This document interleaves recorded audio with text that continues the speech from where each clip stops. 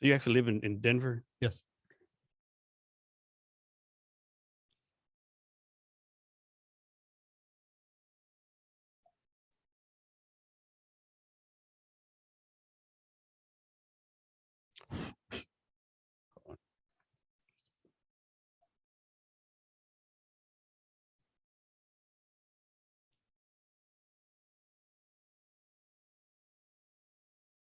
So do you live in both places or Denver full time? I have a condo here, although I haven't seen it as much in the last 2 years. That's a nice backup home. Yeah.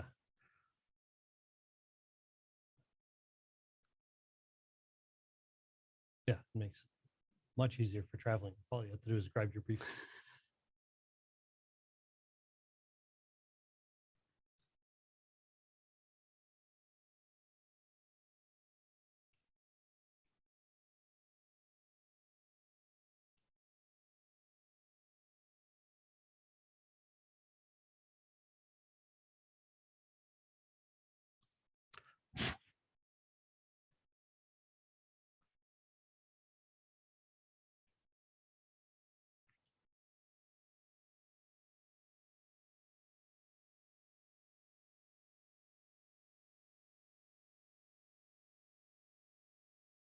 Hello, and welcome to Jason Cavness Experience. I'm your host, Jason Cavness. Our guest today is Jon Shreve. Jon, you ready to be great today? I'm ready to be great. Jon oversees all facets of MCG growth and management. He was chairman of MCG from 2002 to 2009. He became a CEO in 2007. From 2002 to 2019, MCG has grown by over 20 times. Prior to MCG joining Hearst in 2012, Jon has been with Milliman for over 25 years and an equity principal and consultant actuary. In addition to MCG, Jon led or sponsored 20 other practices, including actuarial practices in Denver, Mexico, and Brazil, and Milliman's risk adjuster, Mara, and his medical underwriting guidelines. He's held various leadership positions, including service on Milliman's board of directors and chairman of his health product committee. Jon, thanks for being here today. I really appreciate it. My pleasure. So, Jon, first off, recently you was in Orlando for a couple of weeks for a conference called HIMSS 22, I think. Actually, I'm heading to that next week. Oh, it's next week. Yes. Okay, I read it wrong on LinkedIn. So a couple of weeks. What's that all about? What is that? So HIMSS is a very large healthcare technology conference. Pre-pandemic, about 40,000 people would attend. So it's a very large show where mostly we interact with other vendors. And this year we're focusing on showing off the new technology solutions that we're delivering. So are you going to the sell stuff, or people trying to sell stuff to you? To sell stuff. Sell stuff. Sell stuff and work with other vendors. And this is like an annual event pre-COVID? Yes. Yeah.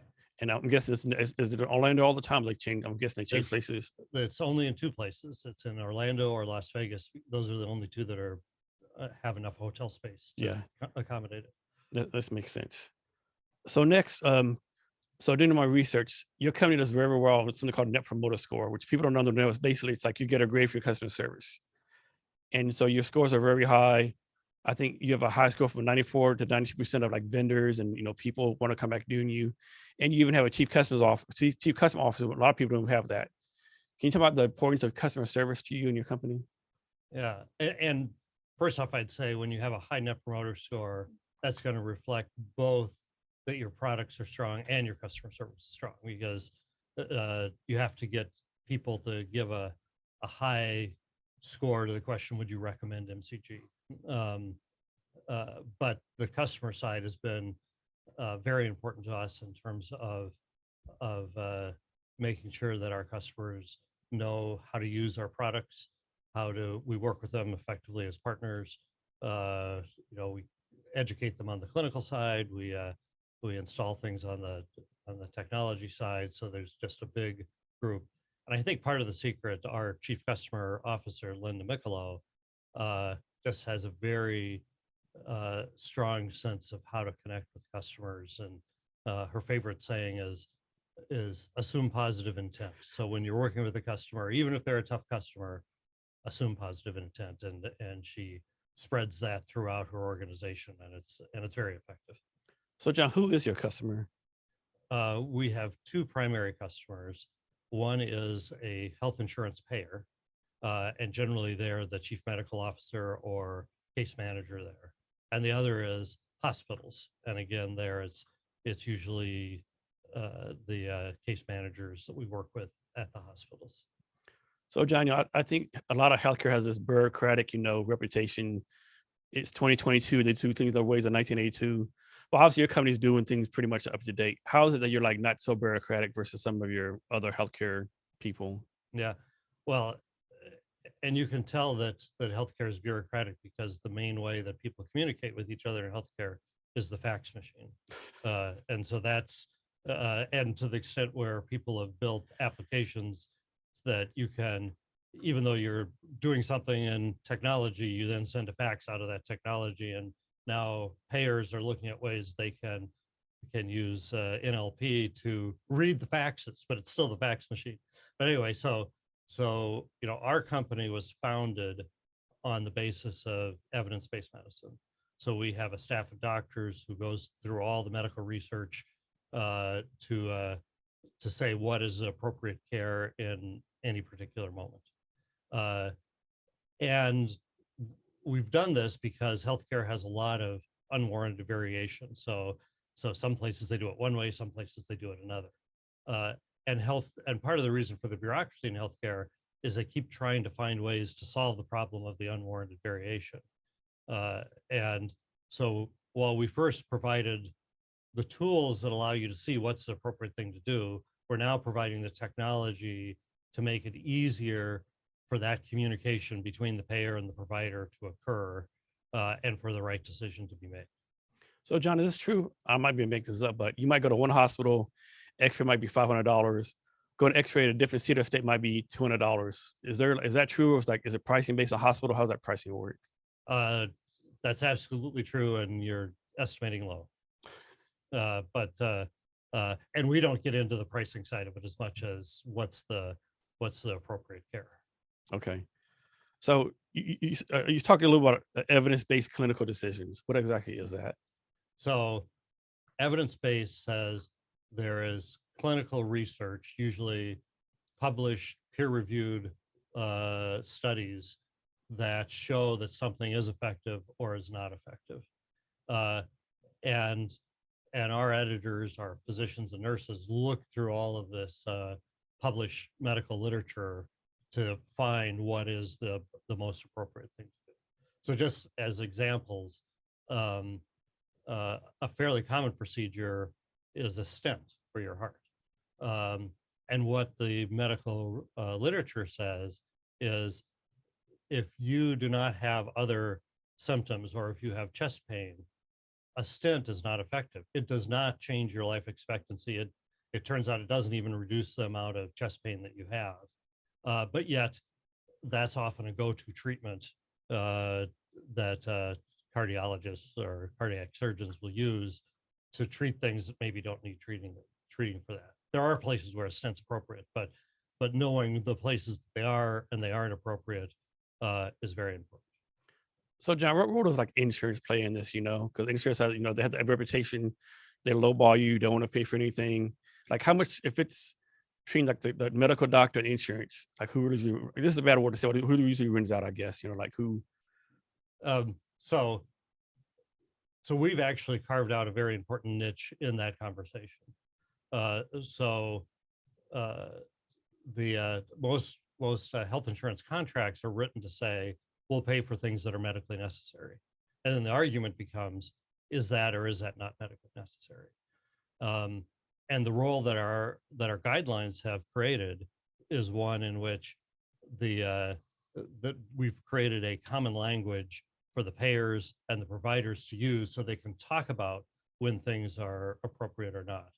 And so my view, by the way, is insurance companies can act fairly badly and try not to pay for things, and healthcare providers can try and provide things that aren't necessary.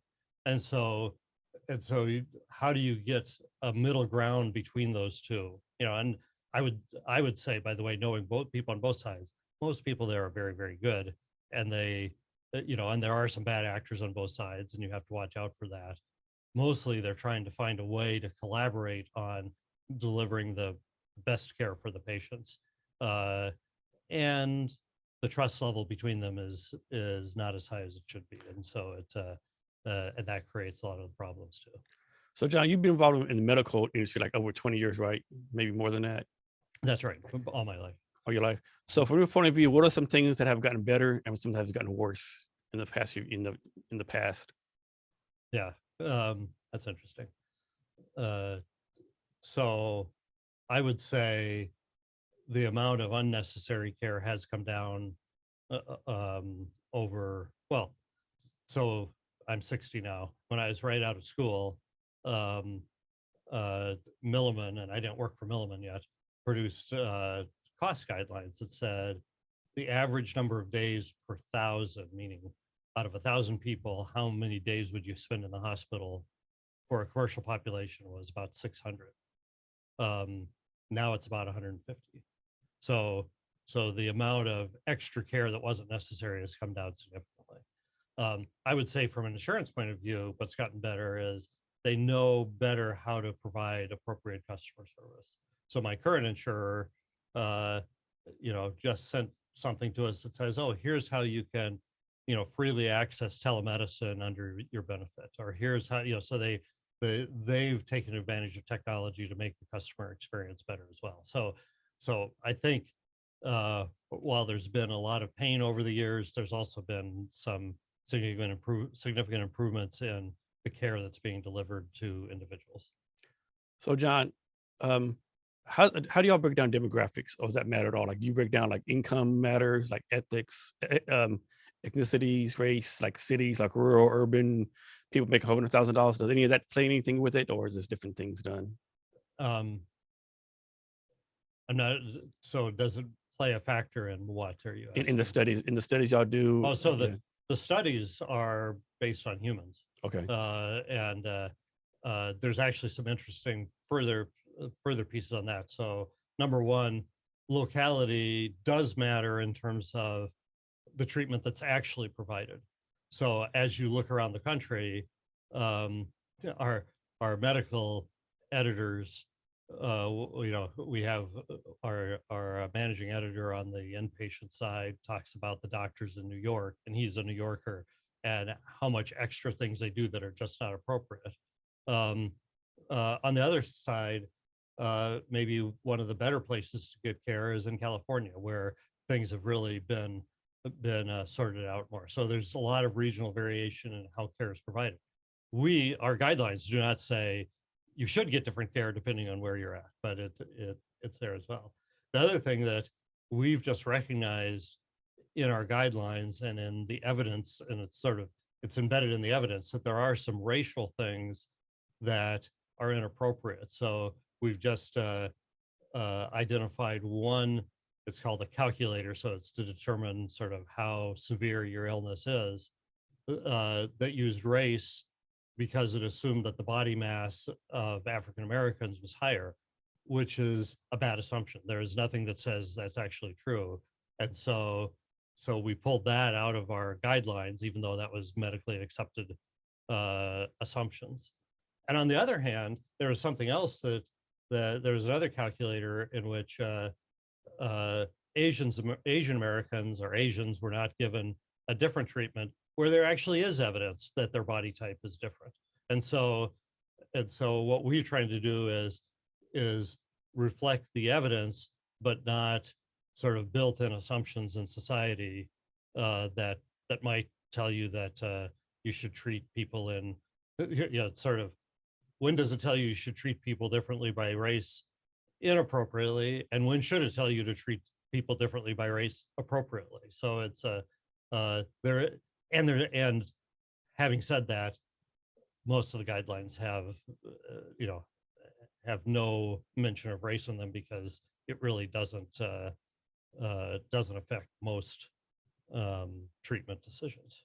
So these guidelines that you do, like, who approves them? Like, somebody in your company? Does someone from the government have to oversee them? How's that work? We have a heavy review process to create the guidelines. So So we'll take the evidence, an editor review it. We have then a managing editor who reviews what the editor wrote. And this actually goes back to a peer review process we had at Milliman before we joined Hearst. And then when that's all done, we'll send the guideline to a subspecialist in that field to make sure again that our guidelines, which are written more by generalists, still reflect everything that's going on in that subspecialty. So we have multiple levels of review to make sure that the guidelines are appropriate. But having said that, we remain independent and we don't have any entity that approves or disapproves what we're saying. We feel that we're the sort of right down the center guideline about any particular topic.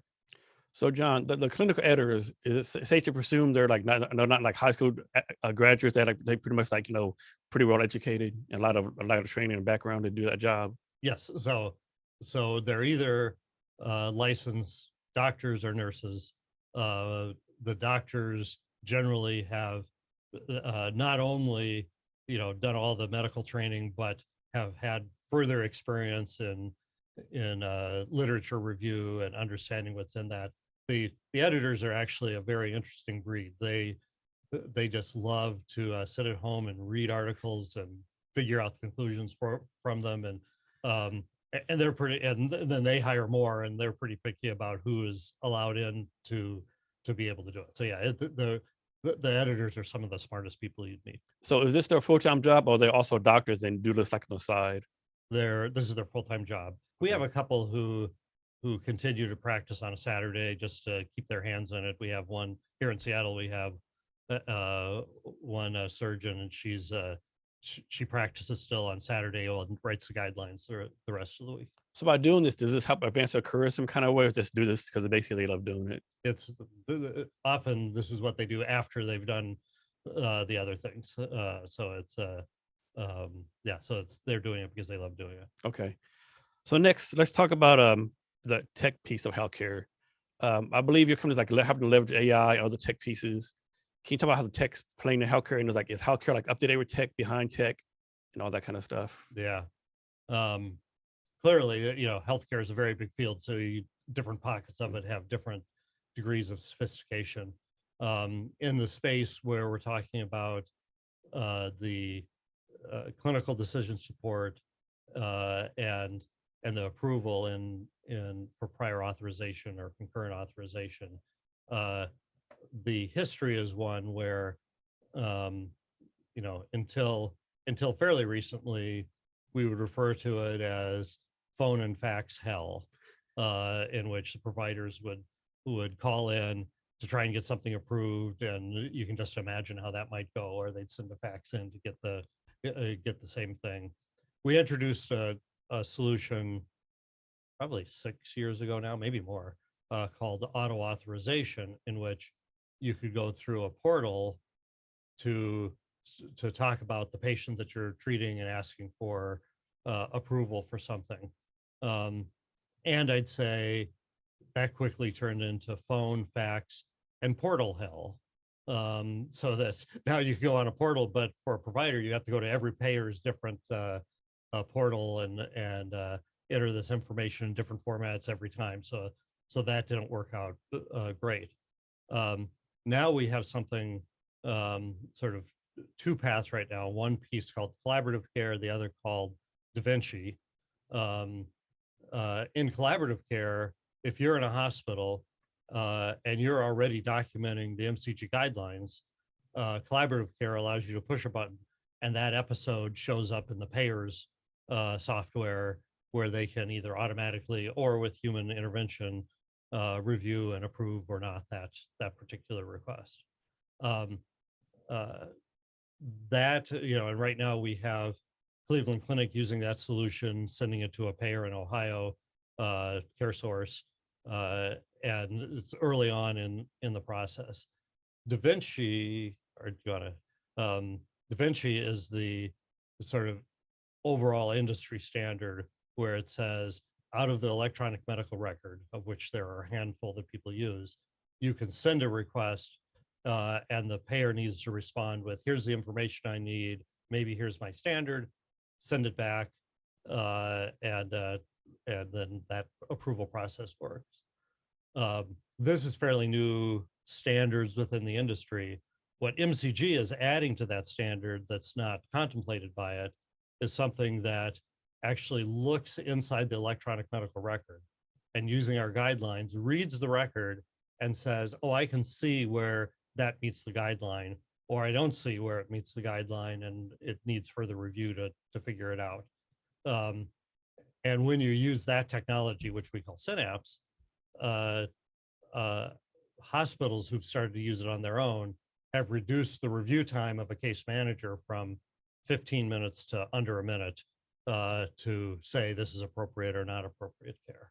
So what we're doing, right, the technology today is really making this whole process much more efficient, and we're at the start of a curve to really roll this out across the country.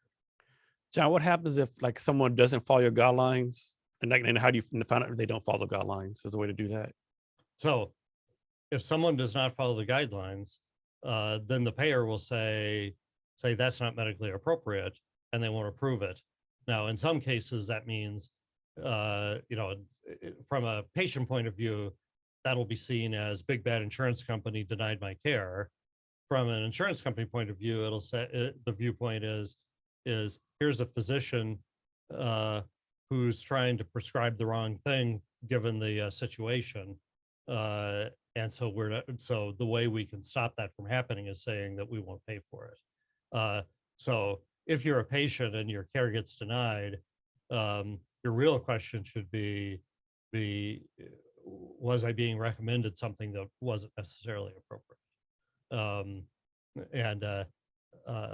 The tougher situation comes like if you come in through the emergency department and the hospital starts treating you inappropriately, that can lead to financial problems because the payer is trying to get the insurance, to get the hospital to follow the guidelines. And sometimes the patient can get stuck in the middle of that. So this might be off the subject, but would it be better if healthcare was nonprofit instead of for-profit? It's interesting when you look at, like a nationalized system like the UK or Canada, and how that varies from where we are. So I would say the problem that we have is that the profit motive causes the providers to try and do too much. The problem you have on the other side is the constrained budgets cause the providers to not do enough. And so I'm not sure which one's better or worse. We have a person who's on the staff right now whose father in Canada is going through things, and they're being really frustrated by not having good access to the care that they're looking for. So then when you get inside of like a hospital or an insurance company that's for profit or not for profit, on the insurer side, I've been inside of both, and I don't really see difference in behavior. So you still have good people on both sides of it. Does the profit, the profit margins of both those organizations are very low, even when you are for profit. And same thing on the hospital side. I'm not sure I see a huge difference. I think people who are at one or the other would, defend very strongly. Yeah. Those pieces of it, but in the end, again, most everybody is working to say what's the best thing for the patient, and there's a lot of work that happens because of that.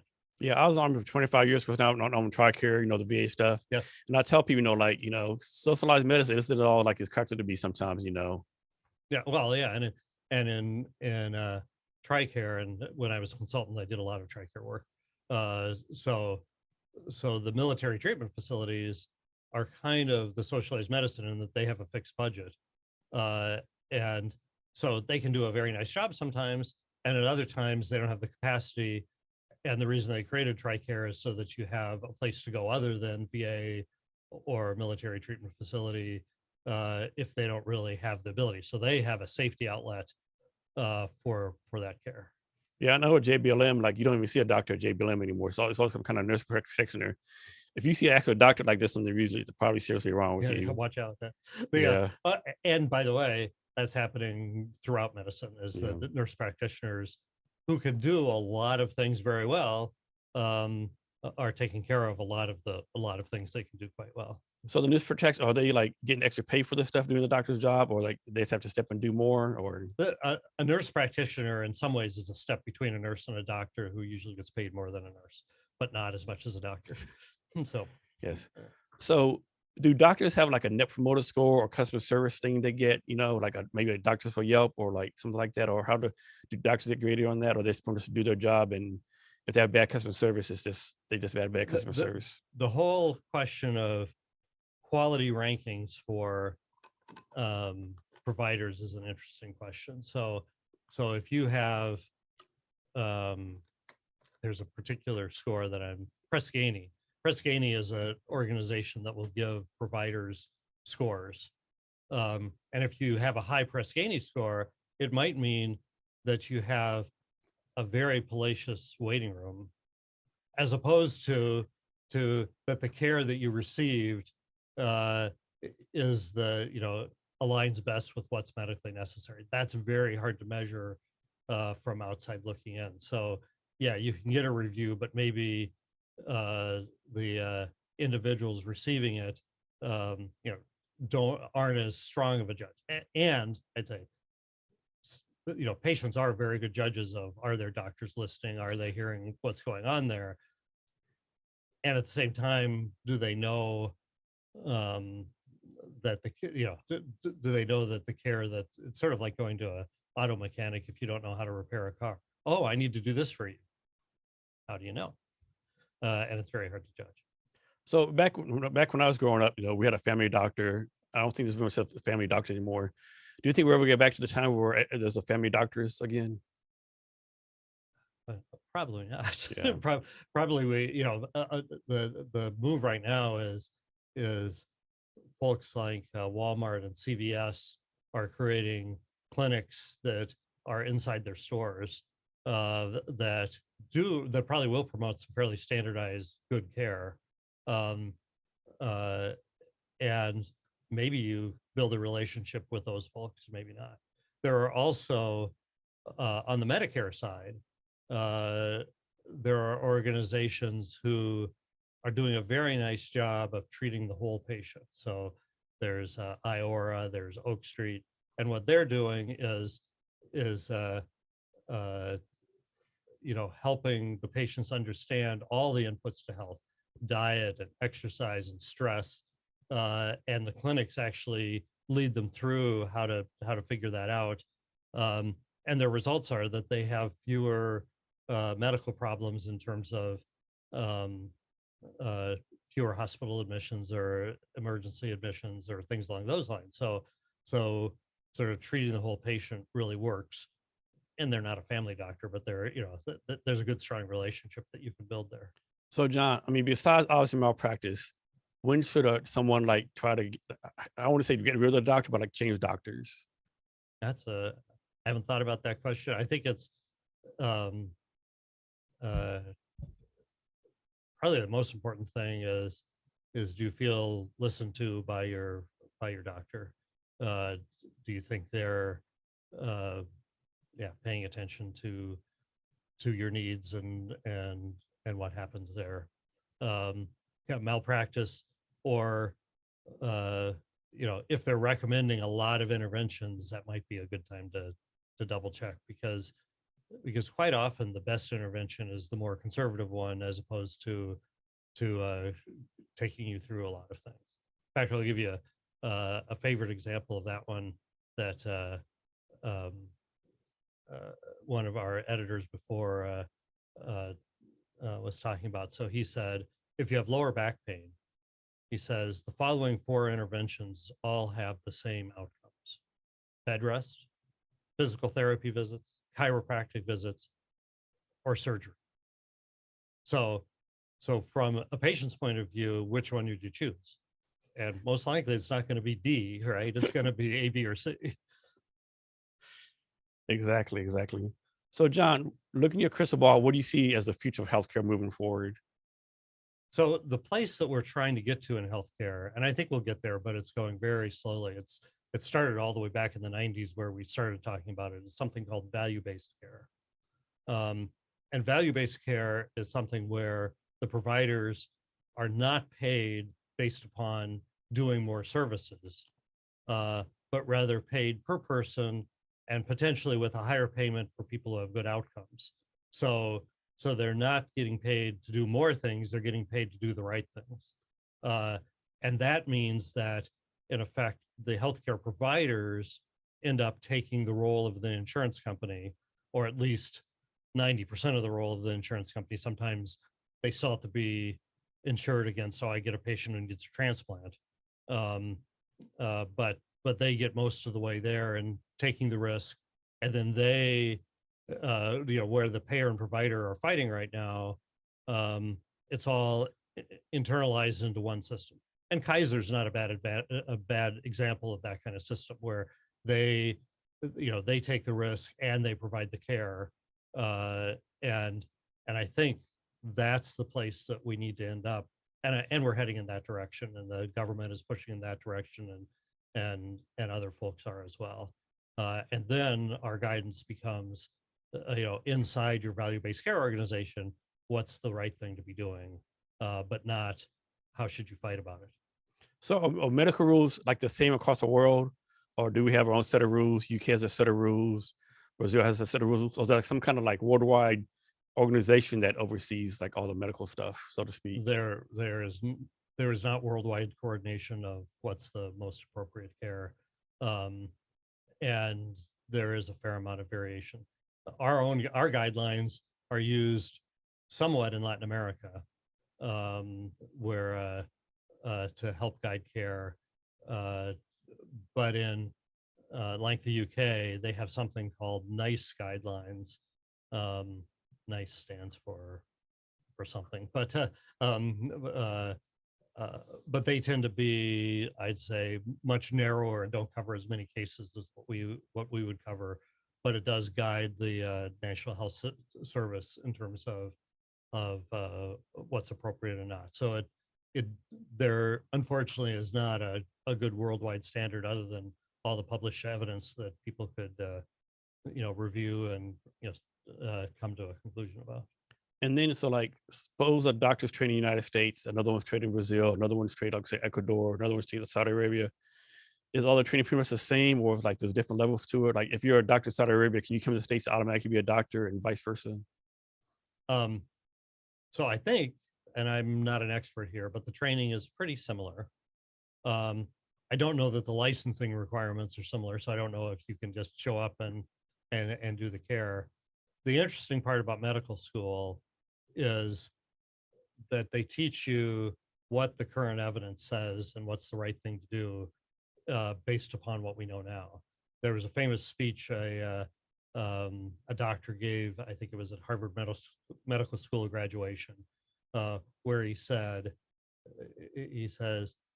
20 years from now, half of what we've taught you will be wrong. Unfortunately, we don't know which half yet. And so the problem becomes more with the dating of knowledge than it is with the knowledge that people start with. I'm guessing when you're in medical school, they teach you how to be a doctor, but for those who want to go on their own medical practice, they don't teach anything about business, right? That's right. That's right. Yeah, I've certainly heard doctors talk about, I was not ready for the business side of things. So next, talk about something futuristic. So I started watching a show on Nat Geo called Year Million, and they make all these wild predictions for the future, like a long time ago. One of the predictions is that in the future, we're going to implant little robots in ourselves, and the robots are going to fix everything inside us, like cure cancer, cure HIV, fix viruses. Any chance that's going to come anytime soon? Is that like really our way out in the future? Like it's like craziness. I don't know. It's things are happening. My favorite innovation right now is it's now being advertised on TV, but we had guidelines for it about 4 or 5 years ago, is instead of a colonoscopy, you can do a stool sample, which tests the genetic material in your stool to see if there's any cancer DNA in that, and it's much less invasive, and within like 3 points of effective of finding cancers to something that's a miserable procedure of a colonoscopy. So we're moving forward to the point of robots. I don't know if we get there or not, or we probably do at some point, but it never moves as fast as you expect. No, it to. yeah, I know you're talking about that. I see. It seems like I see that commercial for that colon guard like every day. Seems Yeah, like Cologuard, almost. that's it. Yeah. Yeah. So is there any, like, of course, America, we talk, like, obesity, health, like heart attacks, stuff like that, cancer. Is there anything medical out there that's like really dangerous to like anyone in particular that we're not really paying attention to? We have a lot of bad habits that create problems, and the one thing I've learned is looking at examples of, so I'm an actuary by background, so I haven't seen all the medicine in practice, but as you get to the older ages, the large number of things that can go wrong. So the doctors will say, when I have a Medicare patient, there's not one thing wrong, there's 6 things wrong, and figuring out what's there. I personally think functional medicine, which is closer to what I was talking about for those Medicare groups that practice, of really understanding how diet affects you, how exercise affects you, et cetera, probably has a bigger impact than actual medical, and not just probably, has a bigger impact than medical interventions do. And so in the end, it's taking care of yourself that matters more than what the healthcare system does. John, let's switch now to your role as a CEO. Can you go like and of course there's no things a regular day for your CEO, but what do you usually do day to day as a CEO? So I have a philosophy as a CEO that the fewer decisions I make, the better. That is to say, if I make a decision, then people will start assuming I want to make every decision of that type, and they'll stop doing things. And so I'd rather that they make those decisions, and they don't come to me to say, is that okay? Is that okay? Is that okay? So as a result, my days tend to be more, working with my direct reports, spending time sort of looking at strategy with people, but other people are sort of building that up, and we're working through it. At one level, making the executive team make decisions is more of my role than making decisions. So I'm a strong believer that culture, it's actually a Peter Drucker quote, culture eats strategy for lunch. And we very much live by that. And so we're always looking at how we make the environment for people to work and succeed as strong as possible. And that leads to the high NPS that we have. It leads to very high employee engagement rates as well, so that if the employees are very happy, then our customers are going to be very happy. Do y'all have a board of directors? We do not. So you're a private company. So we were part of Milliman, the actuarial consulting firm. In 2012, we carved out of Milliman and became part of Hearst Corporation. Hearst Corporation is actually in a trust fund. So Hearst is the newspaper publisher, et cetera. And when William Randolph Hearst died in the 50s, he put it all in a trust fund. And so that's a hell of a trust fund. Oh, it is. And it continues probably for about 20 more years, until his last descendant, who was alive on the day he died, also dies. That's the ending of the trust fund. So I report to the president of Hearst Health. We have 5 sister companies, and he reports to the president of Hearst. Hearst has a board of directors, but I have just those 2 individuals that I'm accountable to. And we did have a board when we were part of Milliman, sort of internal, that of the partners who owned a piece of the Milliman Care Guidelines, former name. And let me tell you, having this structure that I have right now is way easier than having a board. So John, how do you keep up to date with everything? Things change all the time. Things get updated. you get the new learnings, how do you keep up to date and make sure you're, keep up with all that stuff that you need to be an effective CEO? Yeah, yeah. It's at one level, I rely a lot on, my the people who work in the company who have specialized knowledge in various areas. Um, but I'd say I can't rely on them too much because their tendency is going to be toward making the current business better as opposed to advancing to the next business.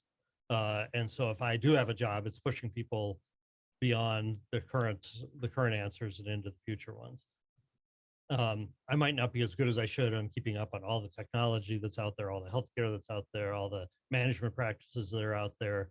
So I work at that, but it's a mix between relying on others but I do a lot of reading, I guess I'd say. So John, neither one of us spring chickens anymore, right? We're not, our 20s are way behind us. Mhm. So why keep doing this, right? I mean, you still have the focus of fire. It seems like you don't want to give value, contribute to society. Why doing that choice versus, going home, retiring, and being the rocking chair? Yeah, it'd be boring. Yeah, I'm in a position where I could retire if I wished.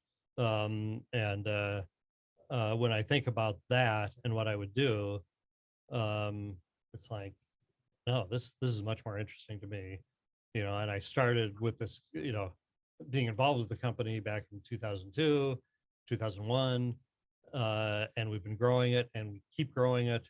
And so it's fun. So my short answer is I'm going to keep doing this as long as it's fun. Um, and, uh, uh, and I'm physically able, I guess, um, but yeah. Yeah, I think they're saying out there that I'm going to work until I'm 10 toes up. Yeah, I don't know if that's me or not, but I certainly haven't gotten close to thinking, oh, I'll give this up. So John, for your direct reports of people that are around you, like how do you mentor them or how do you make sure you professionally develop them so they can grow in their careers? You have to do everybody differently. So you have to understand what their motivations are, and how you can support them, which means asking them what they're thinking about, and we have, uh, um, you know, there's a rule that an HR person gave me that said in development, um, 70% is sort of on the job, 20% is coaching, and 10% is education. Um, and and so sort of on the ongoing decisions that people are making, it's more spending time with them, helping them figure out their current decisions, but it's also providing those the 20 and the 10 and figuring out what's there. And we have some people who are like, they're pretty content where they are and they don't want to go further, and there are others who clearly want to go further, and then it's helping them see blind spots and helping them figure out where to go from there. So it's very individualized, maybe is the very short answer. So John, let's say you bring someone on, right? Are you able to tell with a certain number of months or days, like they're going to work out, not going to work out? Do you have a method for that?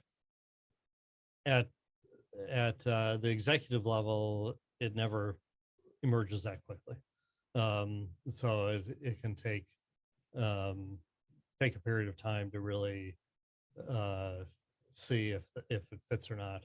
And it's very important to the company that I don't keep somebody there, especially who doesn't fit into the culture, but also who's not producing. But it can take years to figure that out as well. So and when you finally make the decision someone's not the right fit, it's always, you should have done it much earlier. But I think that's probably true of everyone. Yeah. So but no, and early on, if there are gaps, I coach to them, because most people at an executive level are ready to adjust what they're doing to get there, and some aren't, but so you learn that over time too. So John, how do you do a schedule? Are you working like 10,000 hours a week? Are you working like 20 hours a week? You work, like how do you work through that? Like how do you make sure balance that with, of course, not, burning yourself out? Yeah. So I probably average about 50 hours a week. One of the things that I do that's contrary to most people is instead of creating clear lines between work and home, I blur them. So I'm okay if, you know, on a weekend I'm working on something that I want to, you know, and usually it's because it's interesting. I get something done there. I'm okay if during the week I take a break and my biggest hobby, by the way, is Scrabble.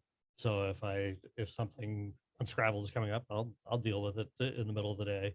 So just sort of let it blur, but I'm still, you know, like I said, I estimate around 50 hours. So, John, how do you make sure you take care of yourself? How do you make sure, you know, John's taken care of, your wellness taken care of? Um, so from a diet point of view, I'm a while ago, maybe 20 years ago now, doctor said, "Oh, you're pre-diabetic. You have to watch that." And with time, I started keeping a food diary, and this is the actuary coming out, and every day would, you know, take my weight and my blood sugar, my fasting blood sugar the next morning, um, and then I started building a least squares fit model to say what foods are working and not working for me. And so I've sort of learned for me personally, what are the things that I can eat and don't eat that fit with that. And now my blood sugars are low enough that I'm not considered pre-diabetic because I've managed it there. I'm not quite as good at exercise, but I try and um, uh, keep, you know, keep some level of focus on that. Um, and for stress, that's a big deal for a lot of people. I'm lucky enough to have a disposition that doesn't get stressed out that easily, so I don't worry about that as much, just because um, it's not as big a deal. So, what's a food that, you know, you shouldn't be eating, but you just love to eat? Bread. Bread. Yeah. Bread's your food. Okay. Yeah, and I'll do that. Yeah. So in my day to day, we just don't have bread around the house, but if it's offered to me at a restaurant or something, it's pretty hard for me to resist. And your company is across, you have employees and people across the nation. Yes. Yeah. So we have 400 employees total, and about half, maybe a little less now, are located in Seattle, and the rest are spread out throughout the country. So obviously you can hire new people yourself, right? Someone else who's doing it for you, doing it for the company. How do you make sure your culture and values and visions stay the same with new people coming on? You can't, like, you know, talk to them one-on-one. Yeah, it's and we've done pretty well with that prior to the pandemic. It's been tougher during the pandemic because you know, part of the way, and we call it pouring the glue back in, is you know, pulling people together into our all staff meetings, having departments that have retreats, having, you know, so having times where people are together, in addition to just sort of the ongoing work that we have, you know, with them and figuring that out. So we've really missed the in-person pieces during pandemic. We actually did a kickoff. We have brand new office space last month, and we kicked it off, and we got 90 people into the office. It was great to actually get people together. So it's um, yeah, but it's you have to have executives, and to the extent you can, leaders who are aligned with the culture as well, for it to spread throughout the organization. If your leaders are not aligned, and we went through a time period like this about 10 years ago, everything falls apart. So I learned from there that the alignment of your executives is critical to keeping your culture going. And pre-COVID, was it everyone came to office pre-COVID? Um, Here in Seattle, yes. Okay. And then half the people that we have small offices in San Diego, Denver, and Austin, but for everybody else who works remotely, they you know, they were working remotely before COVID as well. People in Seattle were coming in all the time. So can you talk about some of the challenges of, like, you know, you have remote workers, you have hybrid workers, and people come to office? Like, I mean, I don't think you manage all the same, right? So how do you work through manage them differently? And, you know, like, like, you know, somebody be a remote worker, they might not get promoted because they've never come in. No one knows the leadership style, decision making process. When someone coming in, you get to see them every day, right? Right. So how do you And work through those things? so, and again, it's kind of pre and post COVID, two different answers, but pre-COVID, departments that were remote were largely remote, the whole department. So it wasn't like, oh, this person's coming in, so they have an advantage or something along those lines. We had all of our account managers working remotely, all of our clinical editors working remotely, and they would come together at the same times. In a hybrid workforce, which we were heading to now, most of our software developers are here in Seattle, and some of them are already coming in daily into our new office, and others have yet to come in. And I think we're still learning how to balance that. And our rule of thumb right now is there's no requirement to come into the office on any set schedule. However, if your team is working on something and you need to get together, that's when you need to come into the office. So come in when it's valuable, and not just for the sake of coming in. And we're starting to do that, and people are still sort of figuring out what that means. And I just talked to a manager today who said, oh, I have two people who are really nervous about coming in. They have yet to come in. What do I do on that? And for the short term, we'll let that happen. And for the intermediate term, it'll be like encourage them back and get them in for those meetings, and so that they can connect. But people totally reacted differently to COVID in terms of how they felt about safety. Yeah. So John, let's say there's a like COO out there, CFO out there, basically someone's out there at the executive level, they want to become a CEO. What advice do you have to them to prepare to be a CEO, put themselves in position to compete for a CEO position at a major corporation? In the end, I think this is true of actually most positions, is the best way to get to the next position is start acting like you're already there. Now that doesn't mean take surreptitiously start doing things on behalf of them, but it means the CEO's job is the guardian of the company. It has to make sure things are the decisions are always being made best for the sake of the company. And someone who's close to that needs to be thinking about it's almost don't do politics, do what's best for the company. Because if you do politics, maybe you get and I've never been a believer here, but maybe you get to a place where you can maneuver yourself into that role. Much more likely, people are going to say, oh, that person's the natural pick to be in this role based upon their current behavior. And certainly when I think about the people I would choose as my successors, that's what's true about them. They're the ones who are looking out, they're my confidants that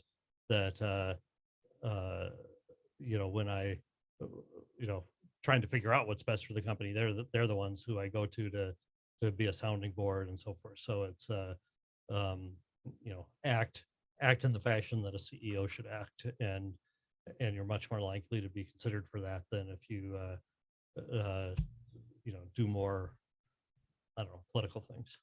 So John, they tell people all the time, network all the time. If you have a job, network. Don't have a job, network. Put yourself out there. As the CEO, do you network? And if you do, what's your networking strategy?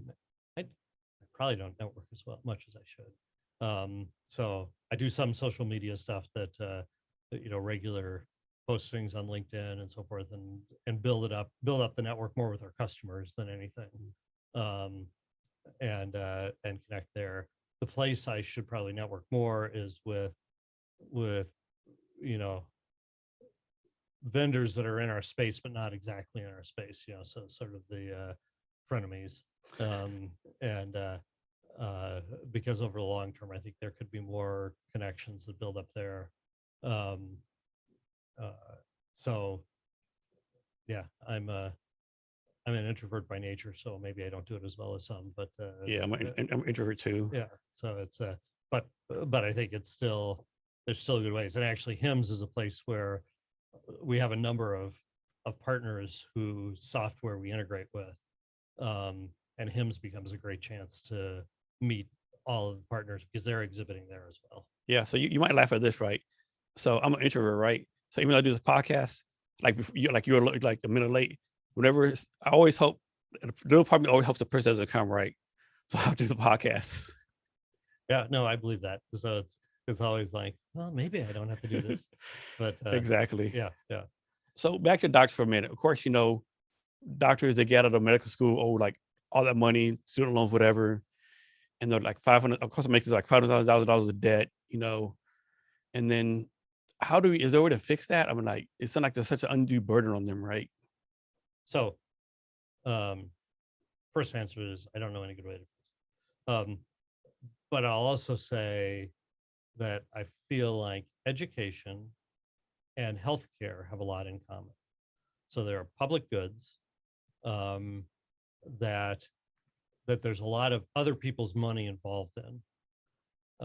And so when other people's money are involved in paying for something, prices tend to rise. And when prices rise, the people who receive the money, the doctors, the professors, etc., start believing that that's their intrinsic worth. And so it becomes very hard to change that trajectory of spending more and more money in those areas. So when I went to college, even at a strong college, the annual fee was $7,500. And that same college now is 60,000.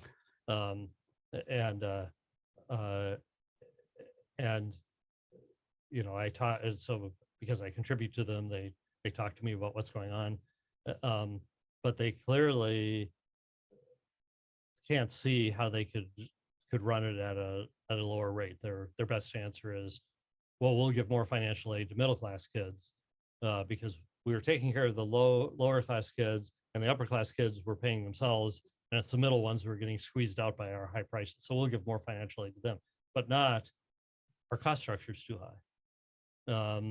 And I think, and I'm not an expert in education at all, but I see such parallels with healthcare. I think that both places have such high cost structures that they create their own problems. So you can see the similarities. Oh, I'm $500,000 in debt because I graduated medical school, or other advanced education, or I went bankrupt because I had a medical procedure. Both of them are they expect this level of money, and it places undue financial burden on individuals who weren't expecting that this would happen to them. And so it's at the core, we have to think about how we can do things more efficiently and maybe reduce expectations on what people should be paid, which is very, very hard to do. So I'm not like I know how to get to that point, but that's I think that it's all very structural, that's and very hard to undo. So John, in your background, you're I think you say actuary. Actuary, yeah. Can you talk about that some? What is that? So an actuary is the odds maker behind an insurance company. So it's a heavy duty math background that very difficult field to get into, and it's often, I don't know if it still is, but years ago in the jobs rated almanac would always be like the number one or number two job in terms of how much people enjoyed being an actuary. And when was the last time you actually did that? Right before we went to Hearst. Okay. So there's a continuing education requirement that I stopped doing when we joined Hearst. So okay. I'm still an actuary and I still have opinions, but I'm no longer qualified to give statements of actuarial opinion. So I don't do that in my current role at all. So John, for any young people out there, or people like getting out of college or trying to figure out what they want to do in life, or maybe people just maybe in 30s, 40s and trying to figure stuff out, maybe switching jobs, what advice would you have for them? Well, certainly, if you have the aptitude, actuary is a great field. But beyond that, it's I'm not a very good career counselor in that regard. It really has to do with what you love, because it's what you shouldn't do is get into a field that you think is supposed to be good, and then you find out that it's not really what I enjoy doing, and now you're stuck. So it's got to be something that you really like doing. So John, back to what you do as a CEO. What's something that's fun for you as a CEO? Something like you wish like you just passed on someone else, but you have to do it because you're the CEO. Yeah. What's most fun is just working with people to accomplish our goals and seeing that come to fruition. Least fun is probably, well, certainly when you have personnel issues, it's never fun.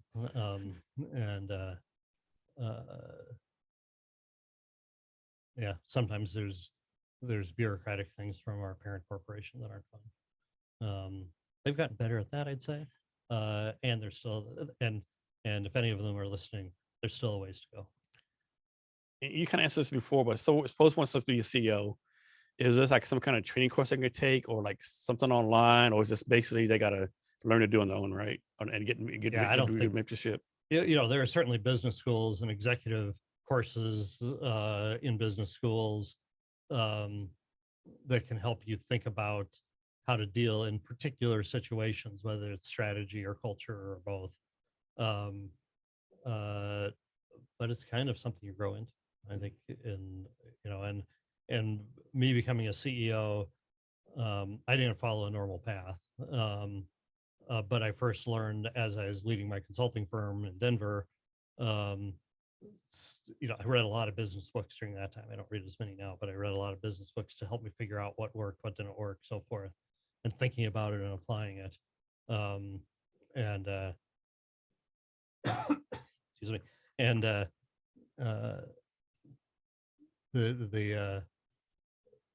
think you can supplement a lot, but in the end, it's a self journey.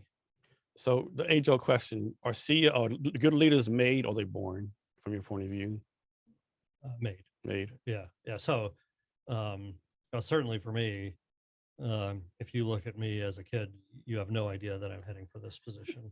And at a young age, I was a math whiz, extremely shy, and it's only through really loving business that I figured out how to do the people side. So it's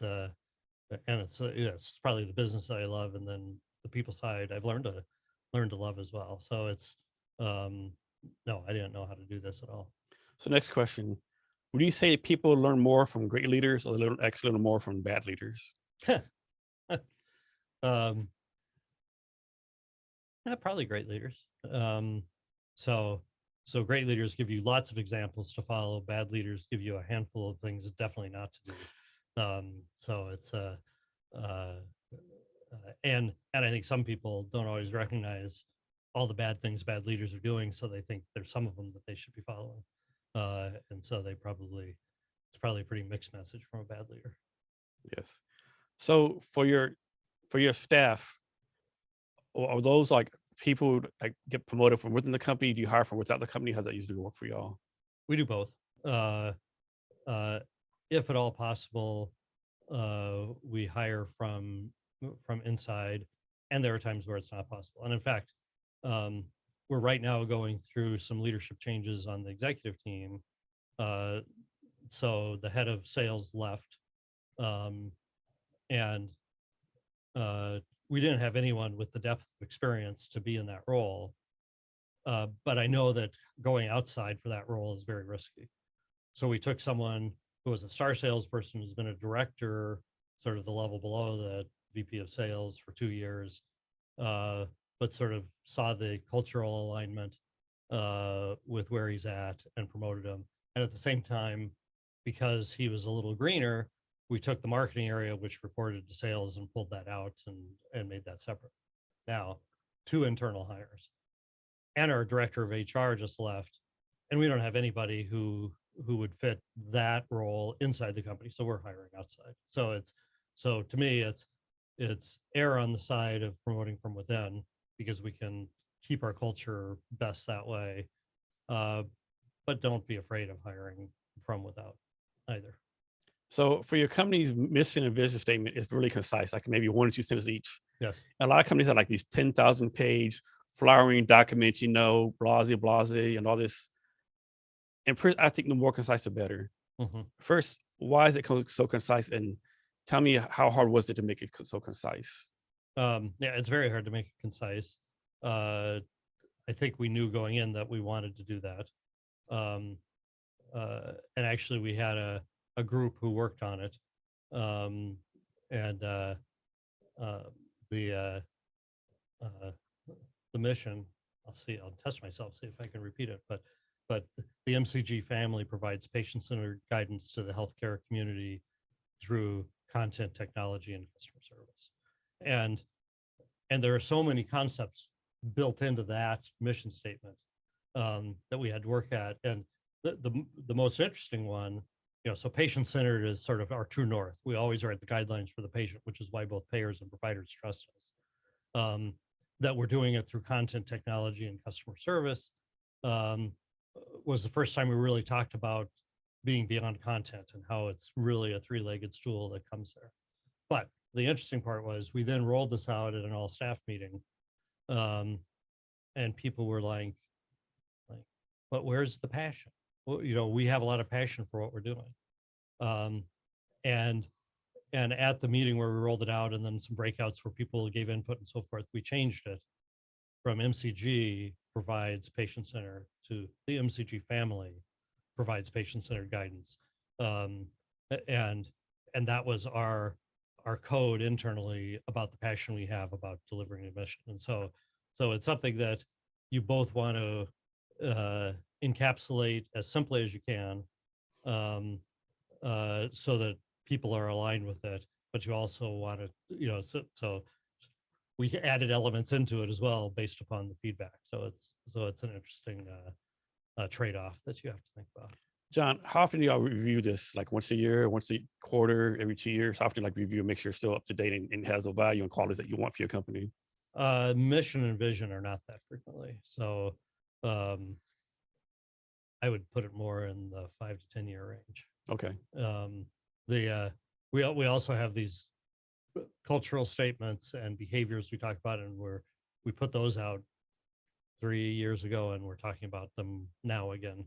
So something, so we sort of test and look at it. And part of the problem with those is they aren't concise enough. So we're working from that point of view. So yeah. And so you talk about this some a little bit too, but as far as culture, now culture strategy for business, people being remote, all that kind of stuff. And how do you make sure the culture stays the same? Like, how do you make sure that this is a culture versus, because it seems like you're going to hire based on culture versus skill set sometimes. How do you make sure the culture matches what you want, how it fits, all that kind of, all that? So there's a great book by Patrick Lencioni called The Ideal Team Player. And that's probably our blueprint for hiring for culture. So there's a lot of difference in culture, and our editors used to be centralized in San Diego. They're now spread throughout the country, and our software developers are here in Seattle. And I used to say, culture varies. So for the editors, a great team building event would be a trip to a museum. For the developers, a great team building event would be ride the ducks, right? So there are different, you can't say everybody is the same, and we're not the same. We're saying everybody's dedicated to the same mission. People have the right attitudes about being on a team, and then people are very different beyond that, and that's good, and that's good for us for us to be all over the place in terms of who we are and what we are. So John, for your company, when you hire someone, and for the people you hired since you've been there, has there been consistent one characteristic that everyone has that you can say, okay, they have this characteristics, they'll probably be successful at this company? No. Okay. No, I don't. If we had it that easy, we'd be wonderful at hiring. But we still, still make our mistakes, and we still so it's but we're also um, you know we have some people who are very good at ferreting out whether someone's a good cultural fit or not, and I'll rely on them when we're trying to figure that out. So I'm assuming that you do a lot of hiring in your company. So if someone wants to work for you, how do they get your attention? Like, do this like apply for the job online? There's something that you do to like bring attention to themselves, so to speak. Yeah, so I would say uh, watch our job postings and apply for the job. Uh, in the current VP of people that we're hiring for right now, people will send me LinkedIn notes or come in through other channels, and I'll say to them, apply on go back and apply, because um, there's no reason why I'd want to give a leg up just because someone happened to do that. I'd rather get a good solid process where we're being fair about what we're doing. It makes sense. But of course, a lot of people tell you, send a LinkedIn email, do a direct message on Twitter, Yep. No, it's and that probably works some of the time. It doesn't work as well with me, and I'm not sure how well it works with other people at MCG. It might work. It might work a little better. And actually, one of our, especially on the clinical side, our great source of hiring is our customers. So our customers can be as dedicated, or sometimes more so, to our evidence-based content than we are, and they become great employees because they both understand our customers and they really appreciate what we're doing. And so that's an important funnel to us as well. So this HR person you need to hire, is there any like background you're looking for? Like, you have to be in healthcare, or have to be like HR director of a certain number, like a certain size company? Yeah. So, yeah, we're looking for. I don't have a precise rule about has to be this or has to be that, but we are biased toward technology companies and possibly healthcare. We put the job application out there, and people who said, "Oh, I've been director of HR at this hospital for all this time," doesn't really fit who we are. So that's a very Just a little different. yeah, it's a very different uh, thing than uh, than the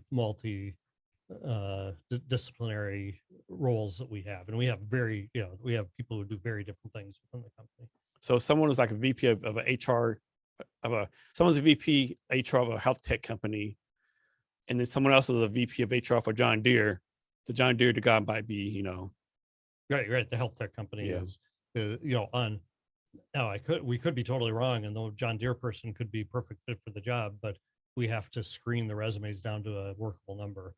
By the way, we got more than 1,000 online applications. I could imagine. So it's and and people say, oh, we have labor shortage, but we weren't running into that problem there. We got lots and lots of applications.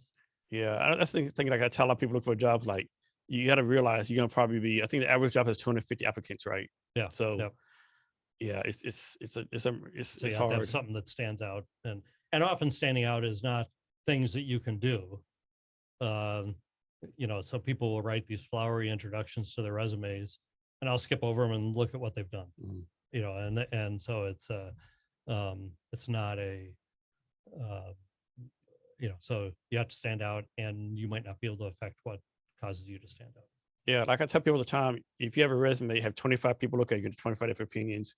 Only opinion, like in your company case, it's like you and your hiring manager, right? That's the only opinion that matters. Whatever people say doesn't really matter. Yep. And they really have no idea what you want or don't want. Right. Unless they're networking with you, right? Right. Yeah, and if they run into me somewhere, I'd probably tell them what we're looking for, but they send me LinkedIn messages, they go apply online. So John, you talk about some, but can you talk in more detail about your company, MCG, like how it got started, what you focus on now, and what you see the vision for your company going forward? Yeah. So how it got started. So there was an actuary here in Seattle in the late 80s who was consulting for HMOs. And he figured out he could help them figure out the price they needed to charge to get employers to offer the HMOs. But he says, but I can't help them figure out how to deliver at that price. And so he started hiring clinical consultants to consult with these companies to help them figure it out.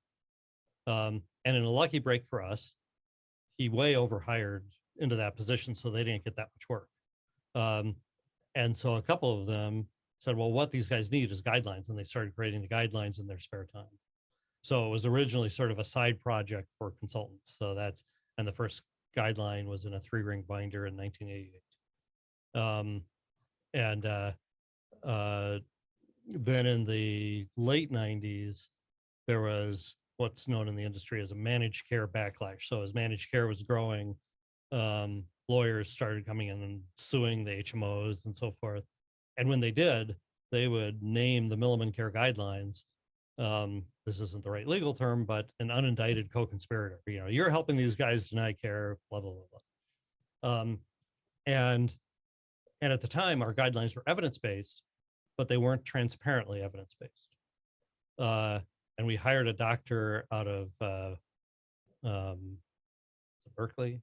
It was another school up there, one of the UCals, and he came in and created an evidence summary, footnotes.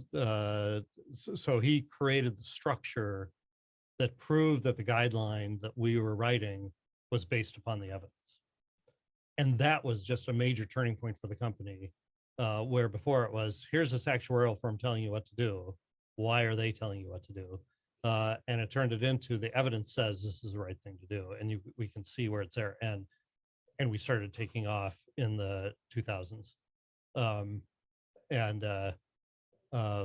Around that time, we also started into software. So first we published the books online.